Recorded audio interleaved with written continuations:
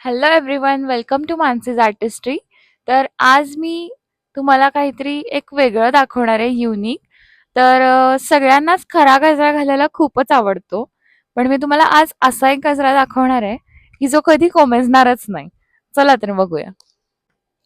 तर हा गजरा बनवायसाठी मी लोकरीचे 16 वेडे घेतले. पांढऱ्या लोकरीचे 16 वेडे घेतले.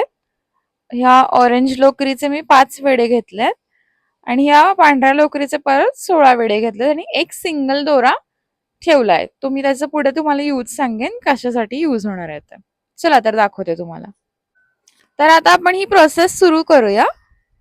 तर आता ही जी केशरी लोकर आहे ती या पांढऱ्या लोकरीवर ठेवून घ्यायची आणि ती दुसरी जी पांढरी लोकर आहे ती त्या केशरी लोकरीवर ठेवून घ्यायची.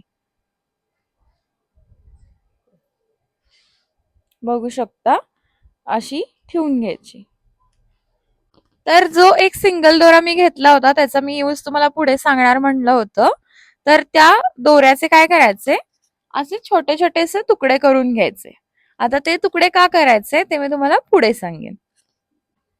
तर आपण जो छोटा दोरा कापून घेतला होता तो असा सुरुवातीला इथे बांधून घ्यायचा आणि आता छोटे छोटे सेक्शन्स करायचे असे आणि तिथे ते सगळे दोरे छोटे छोटे बांधून घ्यायचे.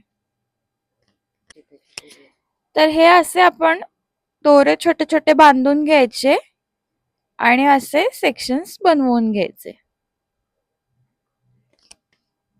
आणि आता काय करायचं, जो आपण वरनं पांढरा दोरा जो दिसतोय तो असा मधनं कापून घ्यायचा. फक्त पांढरा दोरा कापायचा, ऑरेंज दोरा कापायचा नाही, फक्त पांढरा कापून घ्यायचा.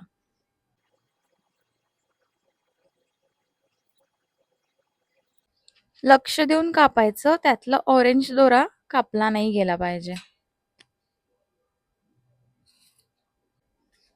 हे बघा, इथे असा तुम्ही बघू शकता मस्त गजरा तयार झालेला आहे आणि ह्याला आपण वॉश सुद्धा करू शकतो. आणि हा मेन थिंग, हा कधीच कोमेजणार नाही.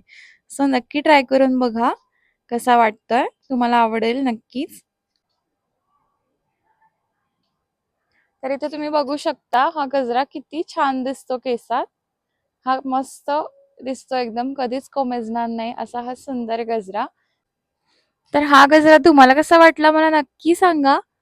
आणि बघा कसा मस्त दिसतोय, तुम्ही केसात घातल्यावर हा खूपच सुंदर वाटेल आणि तुम्हाला सगळे विचारतील की हा कसा केला.